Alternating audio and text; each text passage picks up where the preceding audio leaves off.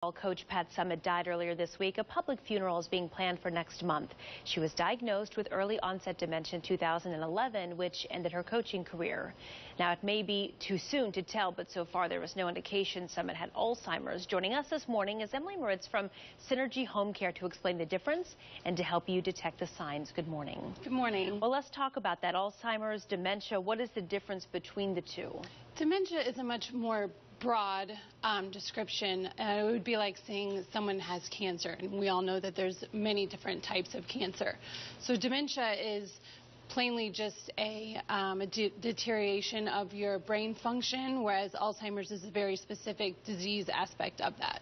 When do the signs of Alzheimer's, especially once you've been diagnosed? Right. Well, about 200,000 people have onset Alzheimer's, early onset Alzheimer's, which is the case with Pat. And you can have symptoms into your 40s and 50s, and that would be the early onset type. Everyone else around 65, around to 70 is when you might start seeing signs. So early onset is when you're diagnosed before you're age 65, correct. Is that correct? Okay.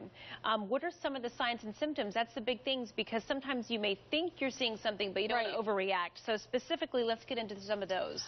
Specifically, difficulty remembering new information. The way that the Alzheimer's disease works is you actually start forgetting the newest information first. So your loved one might not remember their current home address, but they might remember their childhood home address. They're going to forget that newest information first. Okay, and then some mood changes. Yeah, mood changes are a huge aspect of the Alzheimer's disease. And disorientation, how so? It's, you know what, this is where dementia and Alzheimer's kind of get confused a little bit. So you just have to know your loved one in order to know, what's not right, what's not going on that normally would go on a daily basis. And also some impaired reasoning and judgment. You have an example for that. Right, and a good example that I like to tell families is if your loved one is losing their keys, which happens to all of us. I can't find my keys in the morning. That would be something typical. But if your loved one doesn't understand what the keys are used for, that would be more of a trigger of Alzheimer's. Another example that I like to say is not being able to find your shoes in the morning. Someone with Alzheimer's might wear sandals outside in the snow. Something. Your reasoning is just not there. Okay.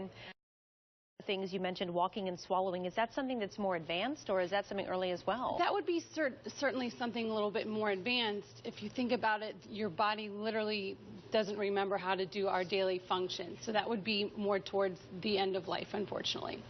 We learned about Pat Summitt's diagnosis in 2011. She stepped down from coaching in 2012. So clearly, it's not necessarily an immediate, your life is over, so to speak. Right. A lot of people are known to have very slow progression of the disease and can live up to 10 years, but the national average is around 5 to 7 years once being diagnosed. Keep in mind that a lot of people might go a while before they get diagnosed and maybe hide the symptoms or not recognize the symptoms, so they might have it for a while before actually being diagnosed. And coping and care is kind of where you all come in. So yes. Tell me, how do you do that? We provide caregivers that honestly will just be there to support the family. SYNERGY has been helping patients with Alzheimer's for nearly 7 years here in Cincinnati. So we act as a resource and a caregiver for the community.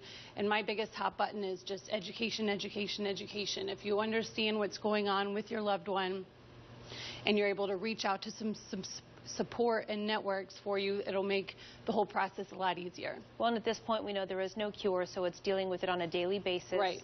Perhaps trying to delay anything you can. I know there's always that hope. What do they need to do, once they've been diagnosed and they're getting that support? You said education. Are there any other steps they can take? I would honestly say education and support groups.